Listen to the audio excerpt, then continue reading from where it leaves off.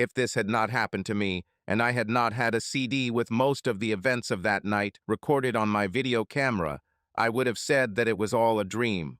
My wife Savannah denied it then and denies to this day that she had anything to do with the fateful night at the ski chalet we rented with a couple of her friends that helped complete her transformation from prude to sexually adventurous woman.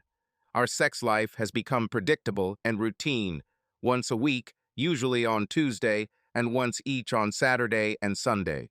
I tried to get her to open up a little and try something new, and everything else I could think of to bring the spark back into our sex life, and hopefully stop the downturn in our relationship that we had both started thinking about but never talked about each other. She resisted, acted shocked and hurt, or outright refused every suggestion, attempt, or request I made or action I tried to take. Even though I loved her and the thought hurt me emotionally, I was almost on the verge of giving up and asking for a divorce.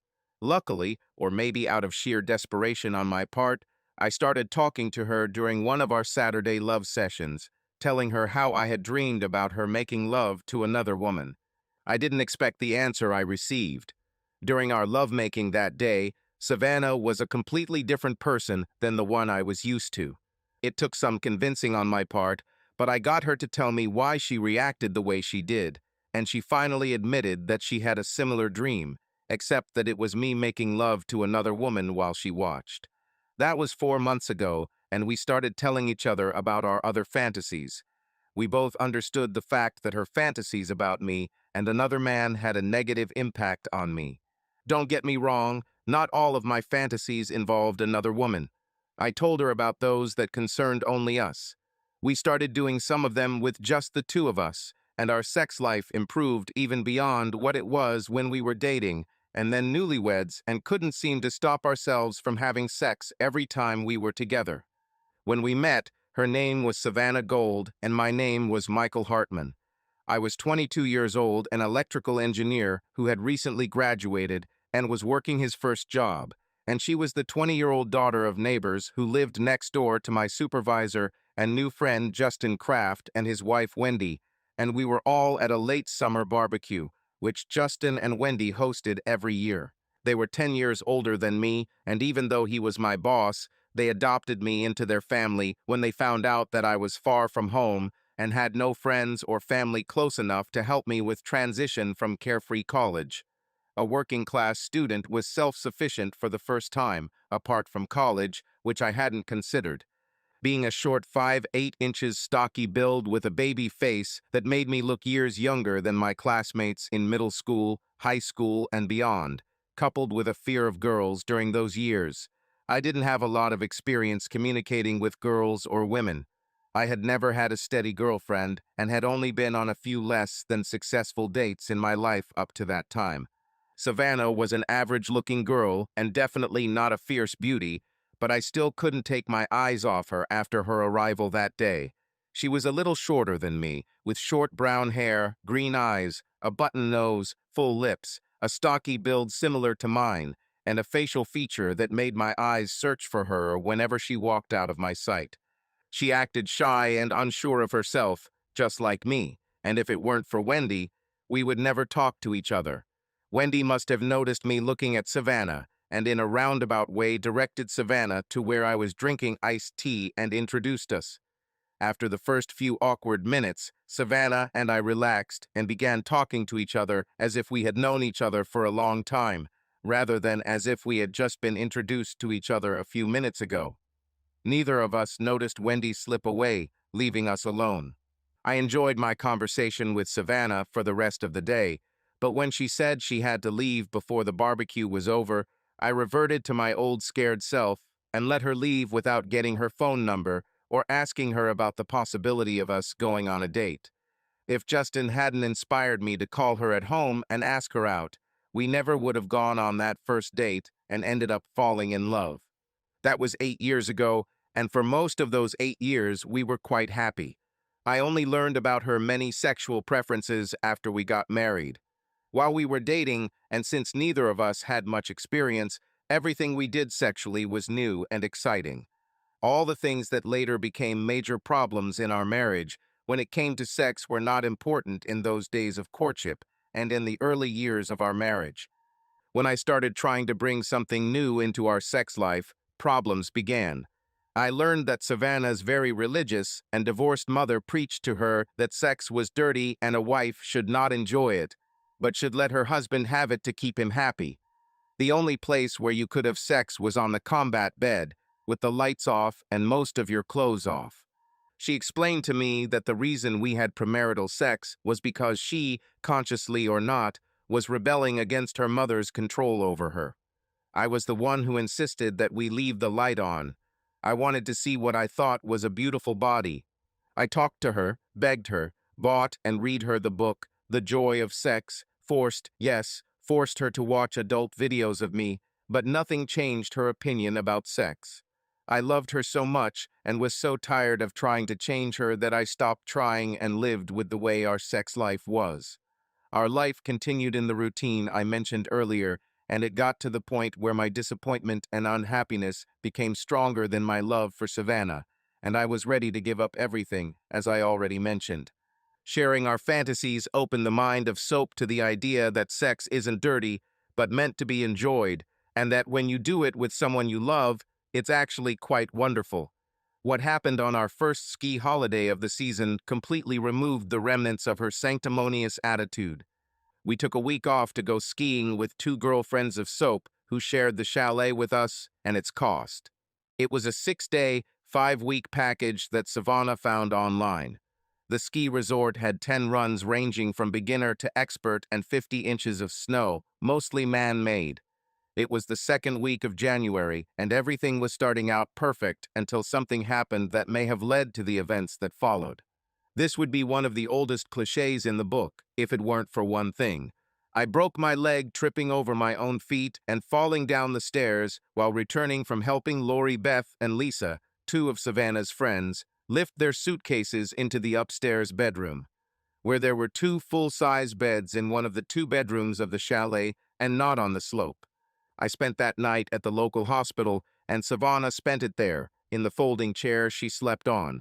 Having experience with crutches due to numerous sprains and another broken leg during practices when I was on the high school football team, I was allowed to leave the hospital after one night. My right leg was in a cast from mid-thigh to mid-calf, so my skiing fun ended before it began. Savannah helped me get settled into the king-size bed we got on the first floor, and stayed with me the second day while Lori Beth and Lisa went skiing.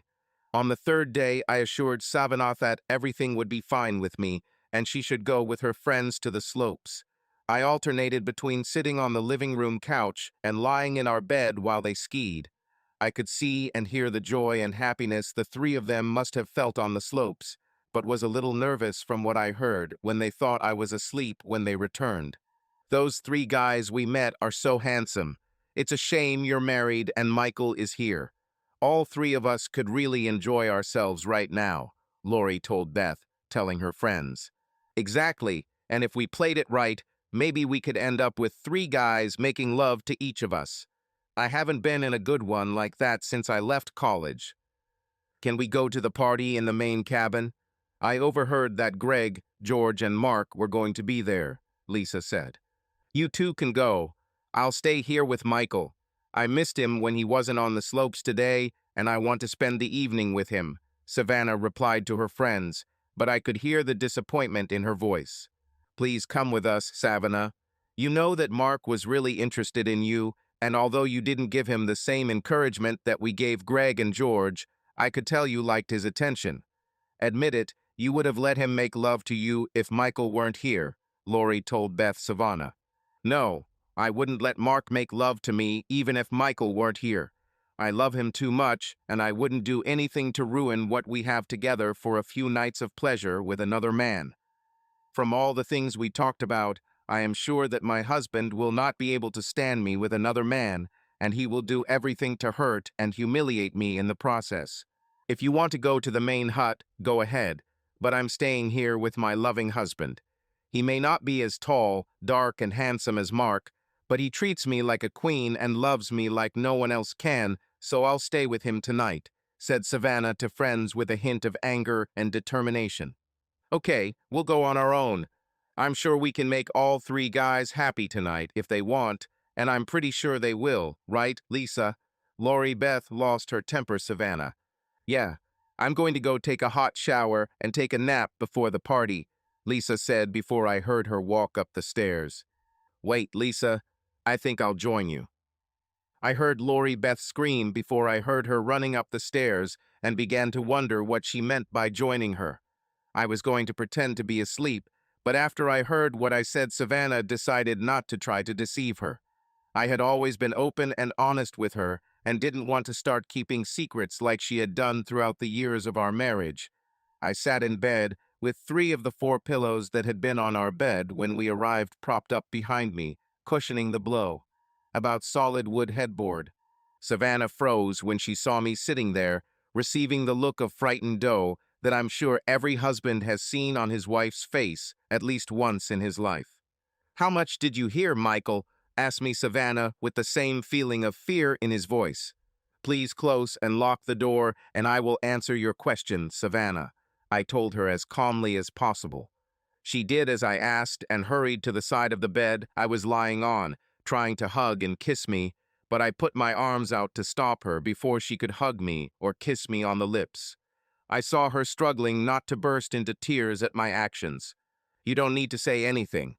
Your actions are enough.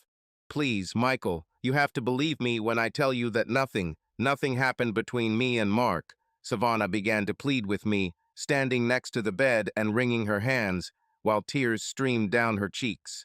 Something must have happened that Lori Beth noticed.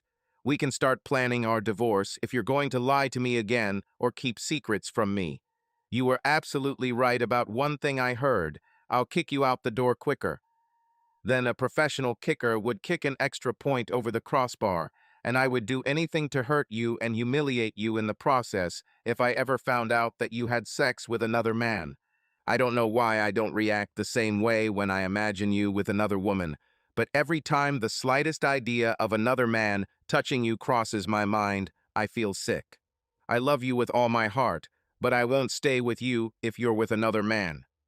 Savannah continued to stand there, wringing her hands, but also began to bite her lower lip, and I knew from past experience that what she was about to say would not be pleasant to hear. Michael, you know I've tried to change over the past few months and be more honest and open with you, but old habits die hard. I never intended for you to know about anything that happened after we met. These 3 guys on the lift. I think I could have gone alone on the lift a second time when the 6 of us ended up at the lift together again.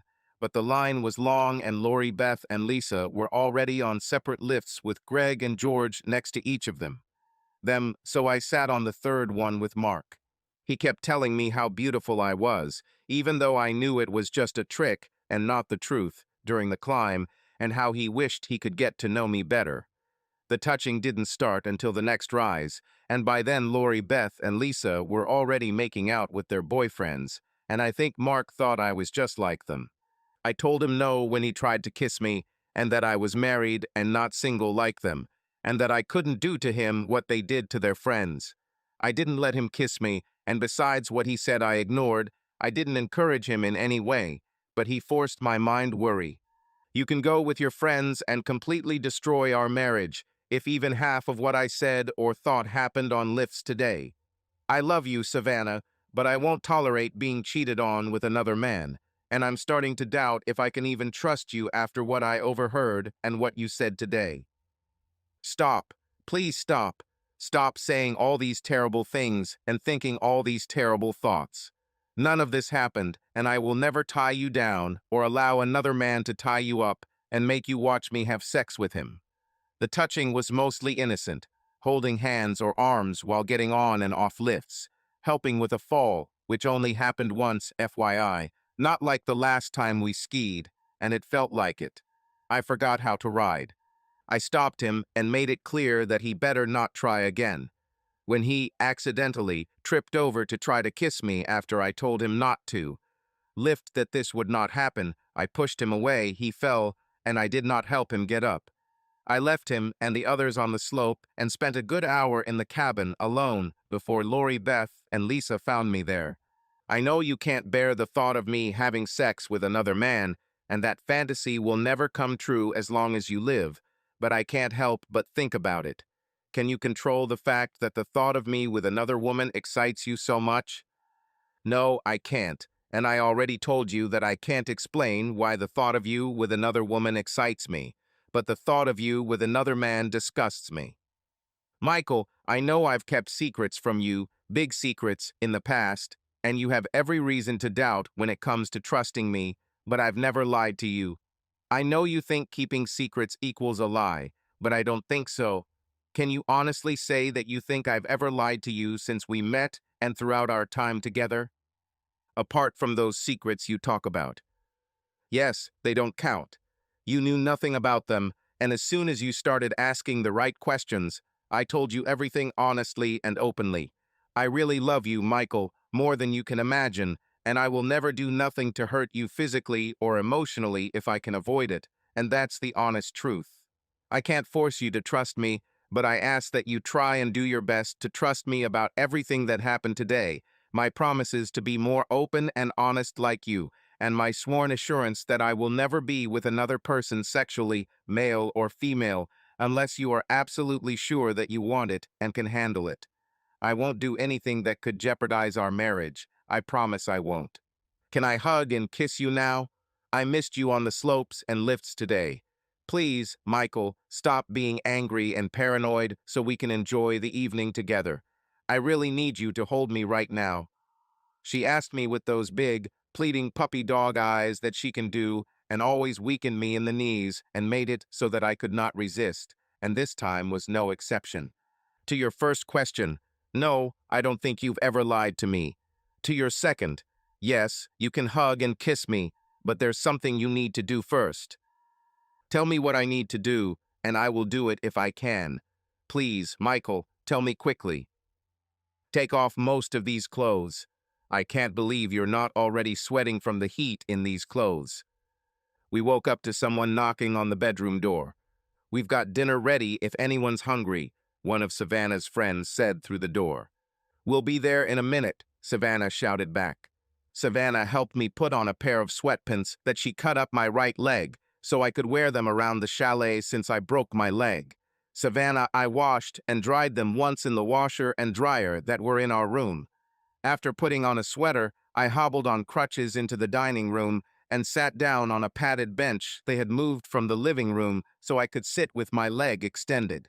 I sat in silence as the three women chatted about their day on the ski slopes and tried my best not to say what I was thinking when they started talking about the three guys they had met. I was surprised to learn that one of them was black and illogically assumed it was Mark until Lori Beth said how good a kisser Greg was. She must have seen the brief outburst of anger that I couldn't contain because she suddenly stopped talking and turned red with embarrassment. Sorry, Michael. You were so quiet that I forgot you were here. She tried to apologize. Forget it, Lori Beth. I'm tired of sitting like this, so I think I'll go back to bed. I'll go with you, darling.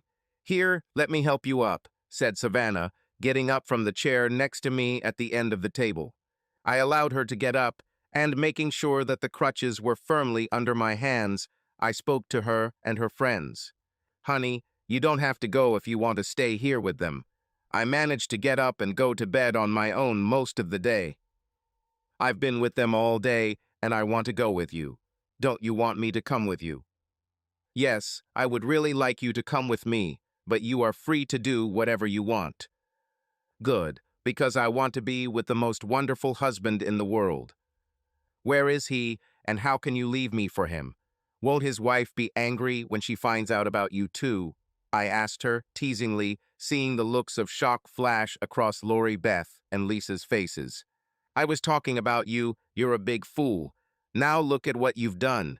My girlfriends must think you're some kind of monster or something. It's okay, girls. I knew he was teasing me.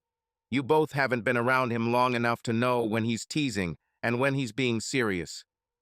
I hobbled back to our bedroom with a shroud behind me, and although I was sure she didn't want me to hear it, I heard Lori Beth tell Lisa that she didn't think I was racist, but now thought I was. I didn't hear the rest of their conversation, and although I was doing well with the crutches, they were quickly tiring me, and I didn't want to go back and defend myself. I was fishing with Darius Anderson, and he was black, and the second friend I made when I started working at the plant we both worked at and wouldn't have been his friend if he thought I had any racism in me. I'm sure Lori Beth didn't know that about me. Savannah locked the door behind her as we entered our bedroom. Why did you lock the door? I thought we could try to pick up where we left off, if that's okay with you. I'm more than ready. Help me take off my clothes and get into bed, and this time we won't just try. Savannah undressed me and helped me lie neatly in bed. Honey, I need to go to the toilet, I told her in what she thought was a pretty close imitation of Forrest Gump. We both burst out laughing at this, and I almost lost control and wet myself laughing. We were woken up again by a knock on the door. Savannah, we're going to get ready for the party at the main cabin. Are you sure you don't want to come with us? I heard Lori Beth scream through the door. Instead of yelling back, Savannah got out of bed, put on one of the resort's plush robes, and walked out into the hallway to talk to Lori Beth. I couldn't hear the entire conversation except the last part, which Savannah said loudly to Lori Beth. I said no. I'm staying here with Michael, so stop trying to convince me to go. Now go and leave me alone. Savannah returned to our bedroom, and I again saw disappointment mixed with anger on her face. Savannah, I love you, and if it were up to me, I would gladly tell you to stay with me instead of going with your friends, but that's not my decision. I don't own you, and you're free to do whatever you want. My preference is for you to stay, but you can go if you want. I actually kind of want to go, but I want to stay here with you more. I really missed you today, and I don't want to be away from you tonight. Is that okay? Oh, honey, that's more than okay. That's wonderful. I missed you too, and I want to be with you as much as you want to be with me. Now bring your beautiful body here so I can hold it again. We heard the front door slam shut as Lori Beth and Lisa left. I couldn't help but laugh when I heard what Savannah said while hugging me. What prostitutes they are. Lori Beth said that since I'm not going with them, she might let Greg and Mark have sex with her. And then I became hysterical, and I laughed so hard that I quickly became out of breath. Savannah stood up and looked at me with that sad but angry expression that I had seen before, and although I wanted to calm her down and explain that I was not laughing at her, but at what she said, I could not do it because I was out of breath from laughing. When I was finally able to calm down and explain, I told her, Savannah, honey, I'm not laughing at you, I swear. What you said was so funny, I couldn't help myself. No, I don't know, mister, I went to college, and you didn't, smart guy, Savannah replied angrily. Honey, please don't be like that. I never said anything about your lack of higher education, and I never talked down to you or put you down, and you know it. Just forget about it, and let's be happy tonight. I hate it when you're mad at me. Please, honey, now it's your turn not to be mad, okay?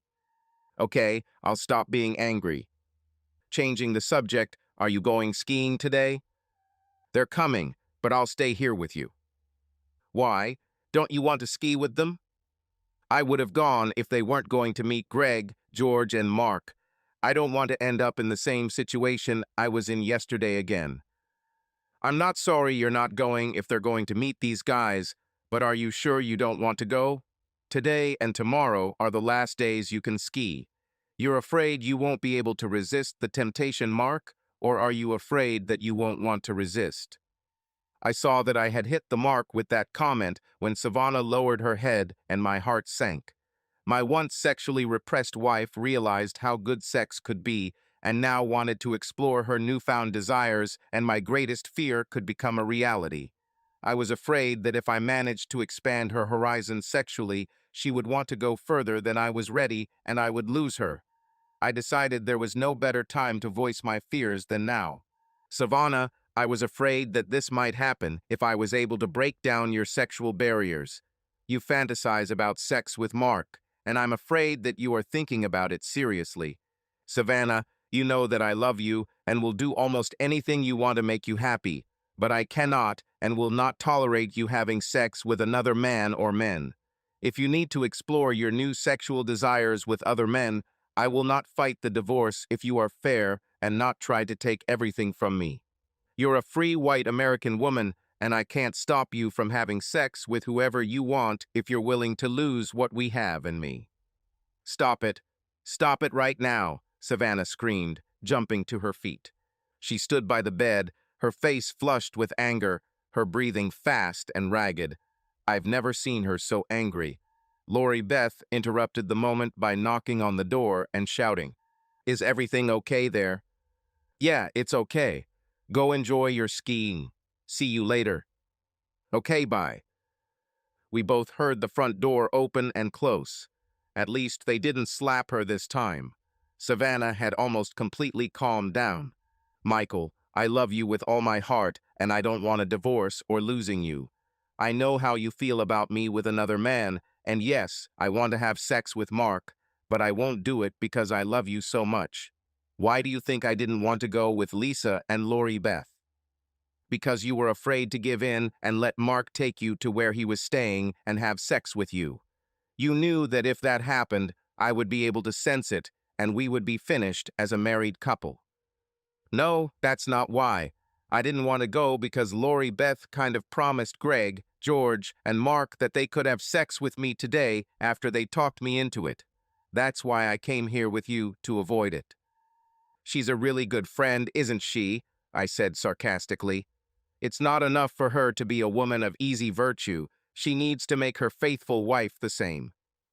"Okay, I don't know how to choose the right girlfriends, but I'm not as weak as you think. Neither Lori Beth nor anyone else can talk me into doing something that I know will hurt you. I'm not going to cheat on you now or ever, so please stop worrying about me doing it. Can I lie with you? Will you hug me, Michael? I love you, so please stop torturing us both by thinking I'll do something I'll never, ever do." I extended my hands to her, but my doubts and fears still remained. I kept thinking that if we could get through the next 2 nights and one day, everything would be back to normal when we got home. We dozed off for a while and enjoyed being together, whether in bed or on the couch. Lori Beth and Lisa had only been out of the chalet for a couple of hours, and I couldn't tell if they were skiing or doing anything else during that time. They both said they were tired and went upstairs to their bedroom. We made love, and later 2 of Savannah's friends joined us. I took my video camera and pressed the record button. I realized that we were not alone in the chalet when I heard a man's voice enter the bedroom naked. I knew it was Greg because he was black, and I saw his 2 friends, equally naked, behind him. Okay, looks like she's ready for us to show her more pleasure than she's ever experienced. "No, that's not what you think. Get out of here. How did you get here? You don't belong here. All 3 of you, get the hell out," I shouted at them, trying to get up. "Calm down, dude. The girls invited us in and left the door open. We're not here to hurt anyone, but to make one sexy lady happy. Sit back and don't make a noise. Hell, who knows, maybe you'll like it on its a watch," Greg said with a grin on his face. It was a wrong remark and a wrong look on my part. There was a fight. The last thing I heard was the screams of 3 women and Greg's voice. "None of this would have happened if you had sat back down, you bastard. I've got to give you credit. You really have a temper of steel. Most guys would have given up a long time ago. I'm sorry, but it's time for you to fade away." I felt a severe pain on the left side of my head, and the light went out. When I came to my senses, I didn't know how much time had passed. I opened my eyes and realized that I was lying in a hospital room. If it wasn't the same hospital I'd been to on Sunday night, it looked very similar. I turned my head to the left and saw 2 things. It was dark outside the window, and Savannah was sitting on a reclining chair next to my bed. I must have been on the edge of consciousness, because when I saw her, I came fully to my senses, and pain throughout my body came over me, making me moan, waking up Savannah. "Thank God you're awake, Michael. Where does it hurt? I'll call the nurse. She'll give you something for the pain," Savannah said with relief mixed with a hint of fear in her voice. I reached out and grabbed her hand tightly so that she couldn't get away from me. "Was it worth it, you useless bitch? Are you happy now that you've become just like your friends? Maybe you 3 will find a big house. After you tell the nurse that I woke up, keep walking and don't look back. I never want to see you again, I hissed to the woman I had once loved with all my heart, but now I couldn't stand the sight of her, imagining Greg sleeping with her. No, Michael, no. Nothing happened between me and those three men, I swear. Please, Michael, you have to trust me, Savannah screamed in panic. Her screams attracted the attention of a nurse who ran into the room. What's going on here? Asked the nurse in a stern voice. My husband had a nightmare and is in pain. Can you give him anything for the pain? Someone asked the nurse, squeezing my hand and shaking my head as I was about to open my mouth. I'll check, but doctors usually want to wait at least an hour before giving painkillers to a concussion patient after he first wakes up. They might make an exception since your husband injured his leg again in his second fall. I'm sorry, but he'll need surgery to repair it, the nurse said before walking away. What did she mean by falling a second time? I didn't fall again, those bastards beat me up. When she gets back, I'll tell her the truth and throw you out for cheating. You knew what would happen if you had sex with another man, and you know that I'm going to do it. I have not had sex with another man and never will, mister. I was blacked out and don't know what really happened, but I'm always right, Hartman. I have proof that nothing happened between me and those men. Please, Michael, you can find out what happened after Greg knocked you out, but you have to wait until we're alone for more than a few minutes so I can show it to you. What are you talking about, bitch? Why can't I see this proof? What stupid scheme did you and your girlfriends come up with to save your ass from getting divorced? Stop calling me those horrible names. I'm telling you that nothing happened. I'm still your faithful, devoted wife. If anything, I love you even more. I told Lori Beth how you would react if she tried to make it so those three could have sex with me. I told her you would fight as hard as you could, but she didn't believe me. Oh, Michael, I'm so glad you weren't hurt more than you were. I don't think Greg was. Wanted to hit you so hard, but he could have killed you by hitting you on the head like that. If he did, he would be lying in the morgue next to you, Savannah said, and her anger flared again. I began to think that I could believe her after her words. Did they wet themselves when you pointed your .380 at them? I asked her before a sharp pain shot through my leg and the rest of my battered body, plunging me into darkness again. When I woke up again, it was still dark outside. I was in another room. My right leg was in a cast from ankle to hip and suspended above my head on a traction device. Savannah slept on the cot below me on the left side. I felt no pain and heard a noise to my right. I saw an automatic medication dispenser next to the bed and realized that this was the reason for the lack of pain. Savannah, can you hear me? I said barely above a whisper. Savannah jumped up and sat up on the bed. Michael, are you really awake or am I dreaming? No, I woke up. How long have I been out and what's going on? You've been unconscious for 2 days and 2 nights, and the doctors took advantage of that to fix your leg. They say you'll need to be in traction for another week. I called our offices and told them what happened, and your boss said, so don't worry, your job will be waiting for you when you return. Unfortunately, I'm going to have to look for another job when we get back because my asshole boss said you don't need me while you're lying in a sick bed, and I told him where he can shove his work because I'm not going to come back until you can go home. Savannah, I think you know that I now believe that nothing happened between you and those men. I still want to hear proof of that fact. Did you answer my last question before I went into darkness again? No, you passed out before I could respond. No, Greg and George didn't wet themselves when I pointed Bell at them. They're in the Air Force, pilots to be precise, and don't get scared that easily. If you're up to it, you can listen to the recording now. It's 2 a.m. and the nurse won't be back until 6:30. Let's listen, I said. She must have watched and listened to it several times because the disc in the video camera was installed in the right place. The part was blurry until the camera dropped to the floor and was left recording the area of carpet the lens was looking at. The camera continued recording for the next 30 minutes until everyone who was not unconscious had calmed down. Oh God, Savannah, where did you get that gun? Screamed one of the other girls. Stop hitting Michael, you bastards, or I swear I'll stuck you. I eat both of you. Savannah screamed at the two guys I was fighting with. Stop, stop, calm, sexy lady. Let's all calm down before someone gets seriously hurt, Greg shouted at Savannah while her friends screamed in the background. Lisa and Lori Beth stopped screaming, and now I could hear them crying. Greg, this guy isn't moving. I think you hit him too hard, one of his friends said. Lori Beth, call 911 and tell them we need a doctor and the sheriff right away, Savannah said. Wait a minute, Lori Beth, Greg said. What, don't you think Michael needs an ambulance? I know one thing, if he dies lying on this floor, you'll die tonight too, Savannah told Greg. No, I don't mind the ambulance. I don't mind calling the sheriff.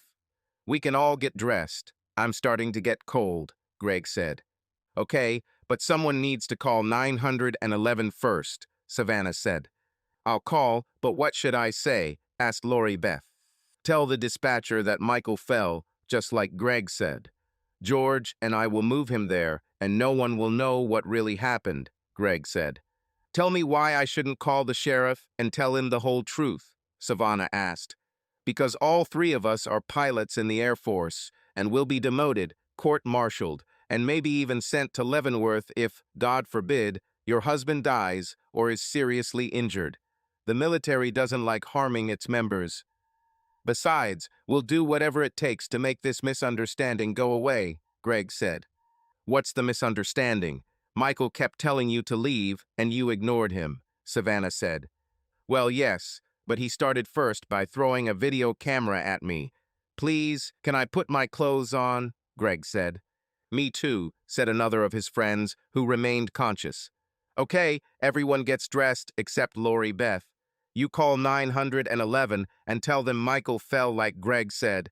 You too get your friend dressed, Savannah said. Maybe we should try to wake him up. Does anyone have any nail polish remover? Greg asked. Well, kind of yes, Greg. We're girls. Of course we have nail polish remover, Lori told Beth. Bring me the bottle and we'll try to wake both of these guys up, Greg said. Oh, my head. Why does my head hurt so much? Greg's previously unconscious friend said. Later, dude. Put on some clothes to help us move him into the hallway, Greg said. Greg, he's not waking up, Greg's other friend said. I know. I already tried to wake him up while you were God knows where, Greg said. I went to the bathroom, Greg's friend said. I hear sirens, so you three need to leave. Lori Beth, do you have Greg's phone number? Savannah asked. Yes, there is, but why do you need to know that? Greg asked. So I can call you when I'm ready for you to keep your promise to do everything to make this misunderstanding go away. And don't get your hopes up, it's not what you think. Now get out with your friends, Savannah said. The sound of the front door opening and closing with the siren sound removed. What have you two done, Lori Beth? Savannah asked. Wait a minute, I had nothing to do with it. This was all her idea, Lisa said. I'm waiting, Lori Beth, Savannah said. I told Greg I knew how to arrange for three of them to sleep with you like you fantasized about, Lori told Beth. You told Greg about my fantasies. How could you do this to me? I trusted you with them, and you swore you'd never tell anyone, Savannah said. It was in the heat of the moment. All three guys thought you were incredibly sexy and wanted you, even if you didn't consider yourself that way. I knew you were thinking about sex with other men, and I thought that with Michael, who was wounded like he was, he wouldn't be able to stop it from happening, and maybe he'd get involved and be okay with it. You knew you wanted this, Lori Beth said. Yes, I wanted to, but I knew how Michael would react. I can hear the ambulance outside, so we'll continue this conversation later. I'll go with Michael to the hospital. Remember, he fell again while we were skiing, and we found him the way he is now. We were afraid to touch him and left him there. Do you understand? Yes, Savannah, we got it. You're like Greg. You think we're stupid, Lori told Beth. Savannah paused the video camera and looked at me with fear and hope in her eyes. I'm sorry I called you all those horrible names when I woke up last time. I was sure you were in cahoots when Greg said the women invited them to the chalet. In my mind, I decided that if you were part of this, you would have continued to sleep with them before you checked on me, I told her, seeing her anger flare up again. I love you, damn it, and would never leave you knowing or even suspecting that you were hurt to sleep with someone. You need to stop imagining me cheating on you every time another man shows attention to me. I finally accepted that I really am a sexy woman, and I already have my sexy man, so stop tormenting us both with your imaginary lovers, Savannah said. I'll try, honey. I promise to try my best. Do you forgive me? I asked her, feeling myself plunging into darkness again and not hearing her answer. 1 year later, Savannah and I are back at the ski resort where my nightmare magically turned into one of my biggest dreams. Greg and his friends kept their word, and when Savannah called, they paid all my medical expenses, the cost of renting the chalet for the past year and the next 10 years, and an additional $50,000 for my pain and suffering. Minus my deductible and complement, my health insurance covered my hospital bills, so the money we received from them was pure profit, and since they gave us cash and can't prove they gave us that money, it went straight into the safe and we can keep them. After I came out of traction, I had 9 months of grueling physical therapy before I was able to walk without a severe limp. With the addition of our new hobby, our sex life has surpassed my wildest dreams. Lisa has become this hobby and lives with us, shares our bed and our bodies, and all three of us have developed a sincere love for each other. When Lisa moved in with us, she brought her extensive sexual experience with her. Savannah was over the moon, and I was surprised. Savannah and Lisa cooked dinner together every night, and the three of us spent the evening together. Our relationship is stronger than ever. We returned to the same resort to celebrate our new life anniversary. This time we rented a large hut and invited several friends. Lisa and Savannah spent the day skiing while I, still recovering from my injury, enjoyed the comfort of the hut. We agreed to meet in the evening for dinner and fun company. Lori Beth was not with us this time since we had completely cut ties with her after last year. Greg and his friends were also at the resort, but we didn't interact with them. They understood that their appearance would cause negative emotions in me, and they respected our desire to stay away. We enjoyed our time together, and there were no surprise guests this time. In the evening, after returning from skiing, Lisa and Savannah went to the sauna, and I stayed in the hut, preparing dinner for everyone. I heard them laughing and chatting, and my heart was filled with joy. I knew that our future was bright, and that nothing could ruin our relationship. We've been through a lot, and it's only made us stronger. When they returned, we sat down at the table, enjoying dinner and the warmth of our company. After dinner, the three of us sat on the sofa, cuddling under a warm blanket, watched a movie, and enjoyed our happiness. I knew this was the beginning of a new, wonderful chapter in our lives. Savannah, Lisa, and I spent the night together, as we did every night, expressing our love and passion for each other. I was grateful for every moment we spent together and knew that the future would bring us even more joy and happiness. We were ready for any challenge, knowing that together we could overcome anything. I look back on the last 2 years with gratitude and joy. Our relationship not only survived, but flourished. Savannah and Lisa became my life partners, and every day was filled with love and happiness. We overcame many difficulties, but they only strengthened our bond. I knew that the future would be bright and happy, and that together we could face whatever challenges might come our way. Every day was filled with love and joy, and I was grateful for every moment I spent with Savannah and Lisa. We were a real family, and nothing could change that. We were ready for any challenge, knowing that together we could overcome anything. We all know one thing: no other men will ever be involved in our sex life. Oh, by the way, what did I ask Lori Beth to do to make sure she kept her promise to do whatever it took to atone for nearly ruining my marriage to Savannah? Move as far away from us as possible and never return or try to contact us. It's only been 3 months since she moved somewhere out west, and only time will tell whether she will keep her promise or not.